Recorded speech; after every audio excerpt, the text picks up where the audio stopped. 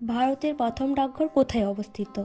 কিভাবে তৈরি হলো ভারতের প্রথম ডাকঘর এবং এখন তা কোন পর্যায়ে রয়েছে আর তার প্রতিষ্ঠাতা কারা ছিল? চলুন এক নজরে দেখে নেওয়া যাক আজকের প্রতিবেদন। ভারতের প্রথম ডাকঘর মেদিনীপুরের খেজুরি ছিল 1800 শতকের একটি গুরুত্বপূর্ণ বন্দর, মূলত জাহাজের খবর আদান প্রদানের জন্য। 1772 সালে ব্রিটিশ ইস্ট ইন্ডিয়া কোম্পানি এখানে তাদের প্রথম ডাকঘর তৈরি করেছিলেন। ওই সময় ডাক ব্যবস্থার উন্নয়নের জন্য বিশেষ ভূমিকা নিয়েছিলেন ওয়ারেন হেস্টিংস। খেজুরির এই ডাকঘর থেকে প্রথম সরকারি টেলিগ্রাফ লাইন চালু হয়েছিল, যা কলকাতা ও ডায়মন্ড হারবারের সাথে যুক্ত ছিল।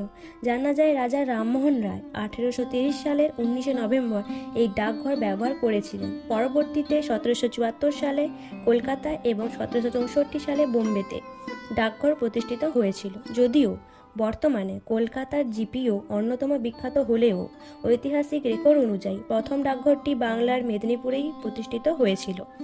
আজকের প্রতিবেদনটি কেমন লাগলো জানাবেন এবং এই ধরনের প্রতিবেদন শুনতে চ্যানেলটি সাবস্ক্রাইব করে রাখুন।